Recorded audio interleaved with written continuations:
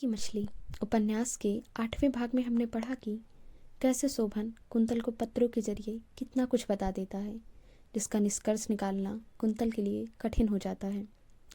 Station के बाहर शहर का वातावरण बहुत अंधेरा, उदास और भीगा हुआ था। शायद कहीं बारिश हुई थी। गाड़ी में मानसिक थकावट के कारण मैं सो गई थी। प्रयाग स्टेशन पर गाड़ी रुकते ही जो झटका लगा था वो शायद मेरी आत्मा को भी महसूस हुआ था। तभी इतने अनायास मेरी आंखें खुल सकी थीं। गाड़ी स्टेशन पर काफ़ी लेट पहुंची थी। थके, ऊबे और उनिंदे लोग अपने अपने अपरिचय में सिमटे हुए जल्दी स्टेशन से बाहर आकर अपनी अपनी मंजिल को चले जाना चाहते थे। भीड़ का वो बहाव बाहर अंधेरे में बड़ी आसानी से देखते देखते घुलता जा रहा था। बहुत आशंकित मन शायद ना रहा हो, पर अंधेरे से कुछ तो भय लगा ही। किसी तरह साहस बटोर कर रिक्शा लिया। सड़क पर दूर दूर लगी हुई बत्तियों के नीचे से रिक्शा गुजरता तो मन एक क्षण के लिए आश्वस्त होता, लेकिन अंधेरे की पट्टी दोबारा शुरू होने पर फिर वही आशंका आ घेरती। जाने कैसा भय था वो। कभी लगता जैसे कोई अनहोनी मेरा पीछा कर रही है, और कभी ऐसा लगता जैसे आगे अंधकार के बाद और अधिक अंधकार का भय फैला हुआ है। रिक्शा फाटक तक कब पहुंचा ये मैं सहसा जान नहीं पाई। देखा तो शोभन वहां खड़े थे, आश्चर्यचकित। मुझसे अधिक आशंकित संभवतः शोभन ही लगे। घबराहट भरे स्वर में उन्होंने पूछा, अकेले आई हो कुंतल? साथ कोई नहीं आया? सहसा मैं कुछ कह नहीं पाई। मीनल की वेदना मन में थी, लेकिन उसे किस सिरे से कहा जा सकता है ये निर्णय करना कठिन था। शोभन लगातार कई प्रश्न पूछते गए, जैसे वहाँ के समाचार और फिर सबसे अधिक अपनी रक्त कमल मीनल के बारे में। उत्तर इतना सहज नहीं था। प्रसंग को प्रकट करने में अपनी असमर्थता छुपाने के लिए मैं रिक्शे से सामान उतारने लगी। तब शोभन को भी याद आया कि सामान उतारना जरूरी है। फिर जैसे लज्जित होकर उन्होंने जल्दी जल्दी सामान दोनों हाथों में लटकाया और अंदर की ओर ले चले। फूलों वाले ऊपर से गुजरी तो क्षण भर ठहर कर परिचित मादकता भरी सुगंध बटोर लेने का मन हो आया। अंदर पहुँचते पहुँचते मन की वह आशंका काफ़ी हद तक घुल चुकी थी। आशंका के अंतिम तार भी शोभन की पुलकित बाहों का दबाव पाकर टूट गए। तन्मयता की उन एकांत क्षणों में इतना अवश्य अनुभव हुआ कि जैसे फूल बगिया की वो लतर आसपास की किसी खिड़की से अंदर झाँक रही है। मेरी मनस्थिति का आभास शोभन को भी हुआ। उनसे छुपा नहीं रहा कि इतने दिनों के बाद मिलने पर जो एकांत तन्मयता उत्पन्न हुई थी उसमें कहीं हल्की दरार भी है। यह अनमनापन उन्हें अच्छा नहीं लगा। बहुत स्नेह से बाहों में कसकर उन्होंने पूछा, क्यों कुंतल, कुछ विशेष बात है ना? सच बताना, कुछ ऐसा है जो तुमने हमें बताया नहीं। मन को एक झटका सा लगा कि क्या बताऊं और कैसे बताऊं। तन्मय एकांत के क्षणों में इस अप्रिय प्रसंग का जिक्र बहुत अच्छा भी नहीं लगा, लेकिन दूसरा कोई उपाय तो था नहीं, क्योंकि मन के अंतर का सत्य छुपाकर कब तक रखा जा सकता था। इसमें संदेह नहीं कि मीनल का वो प्रसंग मेरे लिए सुखकर नहीं था, और भी विशेषकर तब जब मेरे और शोभन के बीच दूरी कम होकर भी कम न हो पा रही हो। विवश होकर वो सब कुछ बता देना पड़ा। सुनकर शोभन सन्नाटे में आ गए। ऐसा लगा जैसे वो वहाँ नहीं है। मन पश्चाताप से भर उठा। वो प्रसंग उनसे कहा, इसका खेद मन में था, लेकिन दूसरा उपाय भी क्या था? बताए बिना भी तो शोभन सहज नहीं हो सकते थे। इतने दिनों बाद तो यहाँ आई थी इस नीले कमरे में, सब कुछ भूल जाने के लिए, स्नेह, सुख और शांति में खो जाने के लिए। लेकिन अनायास अपने बीच उठकर खड़ी होती इस दीवार का क्या किया जाए? शोभन इतने अधिक उदास हो गए थे कि उनके पास शब्द नहीं थे, और उनकी इस उदासी और खामोशी के साथ मेरी आशंकाएं फिर सजीव हो उठी थीं। इस रक्त कमल को खोकर मैं किस बुरी तरह टूट जाऊंगा ये मैं कल्पना नहीं कर पाता। और अक्सर ऐसा होता है कुंतल, जिसके लिए टूटो वह कभी तुम्हें संभालने नहीं आता। सवेरे फूल बगिया में आई तो मन जाने कैसे सनसनी भर गई। मैंने देखा कांटेदार जंगली लतर बुरी तरह बढ़ाई है। मन को धक्का लगा। शोभन को पता तो रहा होगा कि इस जंगली लतर से मुझे घिर है, फिर उन्होंने इसे क्यों बढ़ने दिया? क्षुब्ध होकर मैंने चाहा कि उसे नोच कर फेंक दूं, लेकिन पहली बार हाथ रखते ही उस जंगली पौधे ने हिंसा से मुझे डस लिया। उसके कांटे उंगलियों में चुभ गए। वो पीड़ा मेरी पराजय में बदल गई। हताश होकर मैंने उसे ज्यों का त्यों छोड़ दिया। ठीक है, उसे बढ़ने दो, देखती हूँ ये कितना बढ़ती है। उसकी सारी रात की गहरी उदासी मेरे मन को कचोट रही थी। उस दिन भी उनको अपने में डुबो लेने के मेरे कितने ही प्रयत्न बेकार हो गए। उनके मन को मैं सहज नहीं कर पाई, और उनकी ये बेचैनी दूनी होकर मेरे प्राणों में समा गई। निद्राहीन बेचैन रातों का एक पूरा सप्ताह इस यातना में बीता कि मैं कह नहीं सकती। 8वें दिन यातना की उस सागर से मुक्ति की तरह सहज मीनल उनके पिता के साथ आ पहुंची। उसके आते ही मैंने देखा कि शोभन के चेहरे पर पहली बार एक ताज़ापन आया। मीनल किसी डरे हुए बच्चे की तरह हम लोगों से चिपक गई थी। उसका इस तरह समर्पित होना मुझे अच्छा नहीं लगा, लेकिन फिर थोड़ी ही देर बाद वो जंगली लतर मुझे याद आने लगी। चाय नाश्ते का प्रबंध करने हटी ही थी कि मीनल नीले पर्दों वाले नील कमरे में किसी बिल्ली की तरह पहुंच गई। चाय नाश्ते का प्रबंध करते करते सहसा मुझे इनके लिखे पत्रों के कुछ शब्द याद आने लगे। महाराज हर्षवर्धन की महारानी को हर्षवर्धन की प्यारी बहन राजश्री भगा ले गई है आजकल। एक के बाद दूसरे शब्द कानों में गूंज जाते हैं और मेरे तन मन को हिला जाते हैं। तुम तो कुंतल मुझे तब भी प्यार करोगी ना जब मैं बड़ा लेखक नहीं रहूँगा, अत्यंत सशक्त व्यक्तित्व, वैभव, समृद्ध तेज वाला व्यक्ति नहीं रहूँगा। इन्हीं पंक्तियों में खोई खोई बार बार गर्म पतीली छू लेती। हाथ जल जाने पर महसूस करती कि मैं चौके में हूँ, कहीं और नहीं। जैसे मीनल के घर में आ जाने से वे पंक्तियाँ और भी बार बार कानों के पास आ टकराने लगती। सुनो, कल दशहरा है, मेरा बहुत बहुत सा प्यार, और उसमें से एक कड़ भी तुमने मीनल को दिया तो फिर अच्छी बात नहीं होगी। सुनो, कहाँ तो खोई खोई सी रहती हो कुंतो, मैं कब से पुकार रहा हूँ। स्वर शोभन का था। मैंने चौंक कर उनकी ओर देखा। लज्जित होकर बोली, कुछ भी तो नहीं, आप कहिए।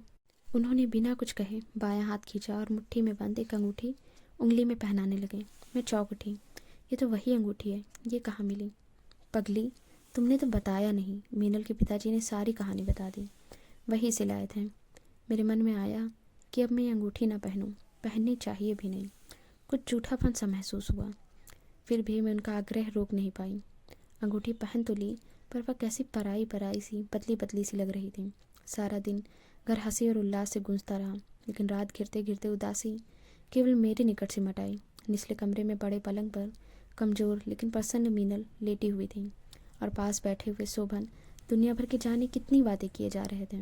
बातों का कहीं अंत ही नहीं था। मीनल के पिताजी दूसरे दिन घर लौट गए, लेकिन मीनल वहीं रह गई। मीनल और लगातार बढ़ती जाती जंगली लतर। समझ नहीं पाती थी कि ये लतर कितनी जल्दी बढ़ रही थी, और कोई पौधा तो इतनी जल्दी नहीं बढ़ता। शरीर थका हुआ था, मन भी स्वस्थ नहीं था। जंगली लतर मेरे मन पर किसी मनहूसियत की तरह चिपक गई थी। फिर भी खाना बनाया। मीनल मेहमान थी, इसलिए बर्तन करके अधिक से अधिक व्यंजन बना लेना आवश्यक था। जैसे तैसे खाना तैयार हुआ। शोभन और मीनल को सोचा कह दूं कि खाने के लिए नीचे आ जाएं। थकावट इतनी थी कि नीचे से आवाज़ देने का साहस नहीं हुआ। धीरे धीरे करके सीढ़ियाँ चढ़ी। उदासी के कारण थकावट और अधिक हो गई। नीले कमरे का पर्दा हटाया। मैंने आवाज़ दी, शोभन। मेरी आवाज़ के साथ ही कमरे के दूसरे सिरे पर हल्के अंधेरे में पलंग पर सहसा एक आंदोलन हुआ। अचकचाकर शोभन उठकर खड़े हो गए। मीनल ने दूसरी ओर करवट बदल ली। मेरे पुकारने और शोभन के उठ खड़े होने के बीच पलक मारते जो कुछ दिखा वो न समझा जाने योग्य न था। इसके बाद मैं वहाँ ठहरी नहीं जानती पैरों में इतनी गति कैसे आ गई थी। पलक मारते मैं नीचे आई। नीचे आते आते मैंने सुना शोभन ने आवाज़ दी थी। मैं रुकी नहीं, सीधे अपने कमरे में आकर पलंग पर गिर गई थी। थोड़ी देर बाद शोभन आए, स्वर याचना से भरा हुआ और शरीर आशंकित। संभवतः वे अगर आते नहीं तो मैं कुछ सोच सकती, कुछ निर्णय कर सकती। क्षमा याचना के साथ उन्होंने जो कुछ कहा वो मैं ठीक ठीक सुन नहीं पाई। रो पड़ी। संभवतः उन्होंने सफाई देते हुए कहा था कि मीनल को बहुत तेज दर्द होने लगा था। दर्द तो मुझे होने लगा था, तेज और अभी। इसके लिए शोभन के पास क्या उपचार था? बार बार क्षमा याचना और खुशामद और अर्थहीन सौगंधें। उन्होंने बताया कि मीनल तो वापस कलकत्ते जाएगी ही। उस दिन वो प्रसंग वहीं समाप्त हो गया, कम से कम अस्थायी रूप से। 2 दिन बाद मीनल को कलकत्ते वाली गाड़ी पर चढ़ा दिया गया। उसके बाद भी दिन पहले की तरह सहज नहीं हो पाए, जैसे कहीं कुछ खो गया था, कोई अनहोनी सी घट गई थी। मीनल को गाड़ी पर चढ़ाकर हम दोनों घर लौट आए। शोभन रास्ते में चुप ही रहे। मैं भी कुछ नहीं बोली। फुलबगिया से होकर हम गुजरे तो सहसा मेरी निगाह उसी जंगली लतर पर पड़ी। वह कांटेदार जंगली लतर बुरी तरह फैल गई थी और आसपास लगे हुए गुलाब के पौधे पर इस तरह छा गई थी जैसे उन्हें खा जाएगी। मन नहीं माना, मैं ठिठक गई। शोभन रुके नहीं, बढ़ते हुए दरवाजे तक पहुंच गए थे। उन्हें आवाज़ देकर रोकना पड़ा। थोड़ा सा हिचकिचाते हुए वो वापस लौटे। लौटकर विचित्र अजनबीपन के साथ पूछा, क्या है, यहाँ क्यों रुक गई? स्वर की रुखाई की ओर ध्यान न देकर जैसे अपने में ही खोई हुई मैंने कहा, शोभन, इसे उखाड़ कर फेंक दो ना। मुझे डर है एक दिन ये जंगली लता सारे पौधों पर छा जाएगी और फिर लहलहाते गुलाब सूख जाएंगे। शोभन हंसने लगे। उनका उस तरह हंसना मुझे अच्छा नहीं लगा। मैंने जिद करते हुए कहा कि अभी तुम नहीं उखाड़ोगे तो मैं यहाँ से साफ कर दूंगी। शोभन ने उसी तरह हंसकर बात को फिर टाल दिया। फिर गंभीर होकर बोले, अंदर चलो, अभी बहुत सा काम पड़ा है, कर डाला जाए। काफ़ी दिन से कुछ किया ही नहीं गया। कुछ पुस्तकों की पांडुलिपियाँ तैयार करनी हैं। दिन रात लगकर काम करना होगा, तभी काम पूरा हो पाएगा। अपनी बात की उपेक्षा से आहत, अपनी उपेक्षा से पराजित, मैं चुपचाप अंदर आ गई। उस दिन कुछ भी और किया ना जा सका। शाम होते ही टाइपराइटर लेकर बैठ गई। अपने आप में खोई, डूबी और उदास पन्ने पर पन्ने तैयार करती रही। कभी कभी बीच में ध्यान आ जाता तो लगता कि शोभन ने पूछा भी नहीं, जानना भी नहीं चाहा कि मेरे मन में क्या कुछ घुट रहा है। अंदर का वो घुटा हुआ धुआं मानस पर उभर आता तो पांडुलिपि के शब्द धुंधले हो जाते और हाथ बंद कर रह जाते थे। ऐसे क्षणों में ये उदासी एक चिढ़ बन जाती थी, एक खींच में बदल जाती थी और ऐसा लगता था कि शोभन और अपने बीच अनायास उठाई इस शीशे की दीवार को और ऊंची हो जाने दूं। मन कभी कभी बहुत अधिक परेशान होता। दिन रात लगाकर पांडुलिपियाँ तैयार करने के व्यस्त कार्यक्रम में हमारा नित्य का कार्यक्रम मीनल को पत्र लिखकर 3 मील दूर स्टेशन छोड़ने का भी होता था। पता नहीं कि ये उसी लतर से जुड़े हुए दुर्भाग्य की रचना थी या सत्य। हाँ, एक दिन शोभन ने मुझे बताया कि उनकी बातचीत भारत पब्लिशर से हुई है। उन्होंने ये भी कहा कि इसलिए पांडुलिपियाँ जल्दी तैयार करनी पड़ेंगी। और फिर एक दिन उन्होंने सहसा बताया कि भारत पब्लिशर के यहाँ से आमंत्रण आया है। वे लोग कलकत्ते में कोई बड़ा सेमिनार कर रहे हैं। शोभन ने कहा, अभी तो छुट्टियाँ चल रही हैं, घूमना भी हो जाएगा और लगे हाथों किताबों के छपने का प्रबंध भी हो जाएगा। वहाँ जाकर बातचीत करने से शर्तें अच्छे तय हो सकती हैं। बात सुनते सुनते न जाने क्यों स्मृति में मीनल की आकृति घूम गई। सारी योजना पर मीनल उसी जंगली लतर की तरह फैली हुई दिखाई दी। मैंने कहा, फिर तुम हो आओ, मैं नहीं जाऊँगी। और फिर इधर मेरा जी भी कुछ अच्छा नहीं है। शोभन शायद कुछ समझ गए या उन्हें मेरे मन की कड़वाहट का पता चल गया। तुरंत बोले, लो, अगर तुम्हें नहीं जाना तो मैं भी नहीं जाता। उन्हें पत्र लिख देता हूँ कि अभी व्यस्त हूँ। कहकर वो चुप हो गए। लगा कि मन में उद्विग्न और असंतुष्ट भी हैं। टहलते टहलते बात बदल कर बोले, कुंतल, एक बात बताओ, तुम इतनी विरक्त से क्यों रहती हो? बात क्या है? तुम्हारी तबीयत तो ठीक है ना? मैं बोली, कुछ नहीं। हाथ में पकड़े हुए स्वेटर की लगातार चलती हुई सिलाइयों में मैंने निगाह और भी अधिक गड़ा ली। मैं अतिरिक्त स्नेह के साथ बोले, तुम्हें खूब खुश रहना चाहिए। अपने खाने पीने का भी अब खास ध्यान रखना चाहिए। शोभन मान मनोहार पर उतर आए। भावी शिशु का विषय लेकर कितनी तरह से मुझे छेड़ा कि मेरे मन की गांठ खुल जाए। सच कहूँ तो एक सीमा तक ऐसा हुआ भी। अपने मातृत्व की कल्पना करके मन में एक पुलक भर गई। और तब अवसर देखकर शोभन ने फिर कहा, अच्छा अब बताओ कुंतल, कलकत्ते चलोगी? हर बार की तरह कुंतल एक बार फिर हार गई। मैंने उनकी आंखों की ओर देखते हुए हाँ कर दी और मन ही मन अपने को कोसती हुई बोली, न जाने क्या है इन आँखों में जो विवश कर देता है। उसके साथ ही साथ मन में उस दिन वाला नीले कमरे का नीला रहस्य उभर आया। शोभन नीचे चले गए थे। चाह कर भी उस नीले रहस्य से मन अलग नहीं हो पा रहा था। विषाद और कड़वाहट धुल गई थी, इसलिए उस दृश्य के प्रति उत्सुकता से पैदा हो गई थी। जैसे मन की आंखों पर बल देकर मैंने देखने का प्रयत्न किया कि नीले कमरे के उस नीले रहस्य का रूप क्या था। आकृतियाँ स्मृति में बहुत साफ नहीं हो पाई, फिर भी दृश्य बहुत अधिक स्पष्ट नहीं था। वह रहस्य नहीं, यथार्थ था। शोभन अस्त व्यस्त होकर सहसा अलग हट गए थे, लेकिन मीनल को सहज होने में कुछ क्षण लगे थे। वे क्षण जिनमें सयत्न मीनल ने अपने उघड़े हुए शरीर को ढकने का प्रयत्न किया था और फिर करवट बदलकर उसने अपने आप को छुपा लिया था। कलकत्ते जाने की तारीख पक्की करने के बाद शोभन ने पहला पत्र मीनल को लिखा। मेरा शरीर कई रोज से स्वस्थ नहीं था, इसलिए मुझे इतना साहस नहीं हुआ कि उस घटना का प्रश्न चिन्ह लगाऊं। पत्र लिखने के बाद शोभन ने कहा, आज 15 तारीख हो गई है कुंतल, और 20 को हमें जाना है। तैयारी अभी से कर लो, तभी काम चलेगा। दिन बहुत कम थे और काम बहुत अधिक। किताबों की भूमिकाएं अभी लिखी जानी थीं। पांडुलिपियों की प्रेस कॉपियाँ तैयार कर ली थीं। शोभन रात रात भर लिखते रहते हैं। दिन में मैं भी उनकी सहायता करती। ठीक 19 तारीख को सवेरे 7 किताबों की पांडुलिपियाँ तैयार हो गईं। आज सचमुच मैं खुश थी और मन में उत्साह था। पांडुलिपियाँ सहेजने के बाद यात्रा की तैयारियां शुरू हो गईं। आज से 4-5 दिन पहले संभवतः तैयारी में ऐसा मन न लगता। आज सचमुच तैयारी जैसी तैयारी हो रही थी। रास्ते में आराम करने के लिए बिस्तर, खाने पीने के लिए एक सामान, पहनने के लिए अलग अलग अवसर के कपड़े और छोटा मोटा न जाने कितना सामान। शोभन मन में बड़े संतुष्ट थे। तैयारियों का उपसंहार करते हुए उन्होंने याद दिलाया कि मैं अपनी दवाएं भी रख लूं। 20 दिसंबर को सर्दी बहुत अधिक हो गई थी। गाड़ी को स्टेशन से वापस लाने की समस्या थी, इसलिए रिक्शे से जाना पड़ा। इसलिए ठंडी हवा के झोंके शरीर में चुभ रहे थे। शोभन ने कहा, कलकत्ते में इतनी सर्दी नहीं होगी। स्टेशन पर भयानक भीड़ थी। अगर रिजर्वेशन न होता तो जाना कठिन हो जाता। सोचती हूँ कि 6 रोज पहले कैसा मन था और आज कैसा हो गया था। आज उस सब को जैसे मैं भूल ही गई थी। यात्रा का उत्साह मन में पुलक बनकर समा गया था। सुबह रास्ते में कहने लगे कि इस बार लौटने में शांति निकेतन और जगन्नाथपुरी जाएंगे। वैसे कलकत्ते में घूमने की जगह काफ़ी हैं। हावड़ा स्टेशन अजीब ही जगह है। वह स्टेशन कम लगता है, अस्तबल ज़्यादा। पहुँचते ही ऐसा लगता जैसे आसपास के घोड़ों की हिनमिनाने की और खुर पटकने की आवाज़ें आएंगी। ऐसे स्टेशन पर एक संतोष होते हैं पीरेजन। शोभन आतुरता के साथ उठे और दरवाजे पर जा खड़े हुए। एक क्षण के लिए वो ये भूल गए कि उसी द्वार से दूसरे मुसाफिरों को उतरना था। जल्दी जल्दी उन्होंने आसपास दृष्टि दौड़ाई और सहसा एक ओर से भागती आती मीनल उन्हें दिखाई दे गई। नितांत अनौपचारिक उस छोटी सी भेंट के तुरंत बाद मीनल को याद आया कि वहाँ कोई और भी है। वह झपट कर गले से लिपट गई। टैक्सी में शोभन ने जैसे क्षमा याचना करते हुए मीनल से कहा, मैंने वचन दे रखा है मीनल, इसलिए बुरा मत मानना। किताबों के अनुबंध होने हैं, उनमें 2-3 दिन लग जाएंगे, लेकिन उसके बाद फिर हम 3 होंगे और इस बार तो हम दूर दूर तक घूमने चलेंगे। मीनल निरुत्साहित हो गई। फिर भी उसने कहा, ठीक है शोभनदा, लेकिन 3 दिन से अधिक नहीं। मीनल साथ साथ उस गेस्ट हाउस तक गई जहाँ हमारे ठहरने का इंतज़ाम भारत पब्लिशर की ओर से किया गया था। वहाँ रहने की एक एक सुविधा की परख स्वयं करने के बाद मीनल ने कहा, मुझे टैक्सी स्टैंड तक छोड़ दोगे शोभनदा?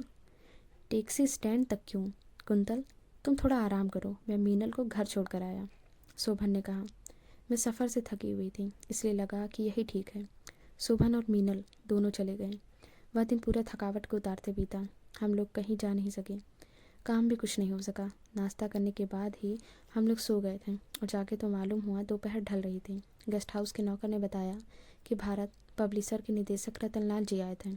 नौकर ने कहा भी कि हमें जगा दें, लेकिन रतनलाल जी ने ही मना कर दिया कि अभी सोने दो, मैं फिर आ जाऊंगा।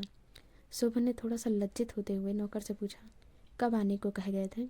साहब ये तो नहीं बोले। शोभन ने पूछा, तुम उनके पास जा सकते हो? साहब हमको बोल गए हैं कि आपके लिए उठते ही नाश्ता बना दूं। ठीक है, नाश्ता तैयार है? शोभन ने पूछा। फिर सहसा बोले, अच्छा अभी ठहर जाओ, ऐसा करो जरा सा रतनलाल जी के पास चले जाओ, उनसे कहना मैंने याद किया है, नाश्ता उनके ही साथ करूँगा, उनसे भी कह देना। नौकर बड़े अदब से झुककर चला गया। रतनलाल जी को आने में देर नहीं हुई। ऐसा लगा जैसे वे हमारे जागने की प्रतीक्षा कर रहे थे। बेहद हंसमुख, शालीन, विनम्र लेकिन तेज, देखने में किसी व्यावसायिक संस्था के निदेशक कम बुद्धिजीवी अधिक लगते थे। सफ़ेद खाकी के कपड़ों में उनका व्यक्तित्व काफ़ी गरिमामय लगता था। मध्ययुगीन साहित्य की उन्हें अच्छी जानकारी थी। यह बातचीत के दौरान पता चल गया। चाय पीते पीते उन्होंने सूफी कवि जायसी से लेकर नाथ संप्रदाय के कवियों तक के बारे में जाने कितनी बातें बताईं। मध्ययुगीन साहित्य और समाज के इतिहास के बारे में शोभन भी कम नहीं जानते थे। एक आध बार तो अनुमान लगाना कठिन हो जाता था कि दोनों में से कौन किसको प्रभावित कर रहा है। चाय समाप्त हुई और मुझे आश्चर्य हुआ कि सारा समय साहित्य के इतिहास की चर्चा में समाप्त हो गया। ये तो बहुत बाद में पता लगा कि रतनलाल जी साधारण व्यवसायी नहीं थे। व्यवसाय में जल्दबाजी शायद उनके लाभांश को बढ़ाने में बाधक होती, ये उन्हें पता था। पुस्तकों के अनुबंध दूसरे रोज संपन्न हो गए। उन पांडुलिपियों के अतिरिक्त रतनलाल जी ने उनसे ये भी अनुबंध किया था कि अगले सेट के लिए वे नए लेखकों की कृतियाँ संपादित करके देंगे। रतनलाल जी को संपर्क केवल इतने ही व्यवसाय संबंध में सीमित नहीं था। दूसरे दिन रात को अपने घर पर डिनर के समय उन्होंने पूछा, शोभन जी, कुंतल जी पहली बार यहाँ आई हैं? जी हाँ, अभी तो उन्हें यहाँ महानगरी भी दिखानी है। रतनलाल जी अतिशय विनम्र हो बोले, अगर आप इसे अन्यथा न लें तो कल मैं अपनी गाड़ी गेस्ट हाउस पहुँचा दूँगा, आपको आसानी हो जाएगी। नहीं तो आप जानते हैं ये माया नगरी है। रतनलाल जी की गाड़ी आ जाने के कारण सचमुच बड़ी सुविधा हो गई। सुविधा मुझे भी और मीनल को भी, और संभवतः सबसे अधिक सुविधा हुई शोभन को। 3 दिन के लिए उन्होंने मीनल से मोहलत ली थी, लेकिन 2 दिन बाद ही यही समूचा दिन हमें मीनल के साथ साथ ही मिल गया। सारे दिन हम लोग उत्साह में भरे जाने कहाँ कहाँ घूमने लगे, और फिर शाम को रतनलाल जी के लाख कहने के बावजूद हम लोग मीनल के छोटे से 1.5 कमरे वाले फ्लैट में आ गए। शोभन ने खाने का इंतज़ाम मीनल को नहीं करने दिया। बोले, तुम्हारी भी तबीयत ठीक नहीं है मीनल, और फिर मैं लड़कियों को जानता हूँ, खाने का थोड़ा सा इंतज़ाम करने लगेंगी तो दुनिया भर का झंझट मोल ले लेंगी। कुंतल भी मानेगी नहीं, और तबीयत तुम दोनों की ठीक नहीं है, इसलिए चलो खाना बाहर ही खाएंगे। जगमगाती हुई सड़कों को पार करते हुए हम जिस रेस्टोरेंट में पहुँचे उसे बाहर और अंदर से खूब सजाया गया था। पहले हम समझ न सकें कि अतिरिक्त सजावट कैसी है। रेस्टोरेंट के अंदर चमकीले रंगीन कागज़ की कितनी ही लतरें लटका रखी थी, और उनमें रंगीन गुब्बारे गुथे हुए थे। हल्के संगीत और धुंधली रोशनी में शोभन ने देखा, बर्फ़ जैसे उजले अक्षरों में रेस्टोरेंट के पिछले दीवार पर लिखा था, हैप्पी क्रिसमस। ओहो मीनल, मैं तो एकदम भूल गया, आज 24 तारीख है ना, कल से तो तुम्हारी छुट्टी होगी, शोभन ने उत्साह से ललक कर कहा। मीनल ने जैसे अनजान बनकर कहा, हाँ है तो, फिर क्या, हमारी भी छुट्टी होगी, क्रिसमस की छुट्टी। सहसा मुझे भी याद आ गया, अरे हाँ शोभन, कल तो तुम्हारा बर्थडे है। सच? मीनल के चेहरे से उत्साह छलक पड़ा। खाना खाते खाते हम तीनों ने बैठकर योजना बनाई कि कल शोभन का बर्थडे हम कुछ खास तरीके से मनाएंगे। ये तय हुआ कल सुबह ही ट्रेन ले ली जाए भुवनेश्वर और पुरी जाने के लिए। पुरी में बर्थडे मनाया जाएगा, और ये बर्थडे कई वर्षों के लिए आदित्य होगा। कठिनाई से ही ट्रेन का टिकट मिल पाया। यात्रियों और विशेषकर तीर्थ यात्रियों के कारण ट्रेन में जगह मिलना असंभव ही होता अगर भारत पब्लिशर के एक एजेंट की सहायता न मिली होती। टिकट पर दृष्टि डाली तो पता लगा कि हावड़ा से पुरी 300 मील से भी अधिक है। यह अंतर भी उतना मालूम ना होता, लेकिन इस गाड़ी में इतनी भीड़ थी जिससे यह अनुमान होता था कि ब्लैक होल की घटना कलकत्ते में ना घटकर निश्चित ही पूरी एक्सप्रेस पर घटी होगी।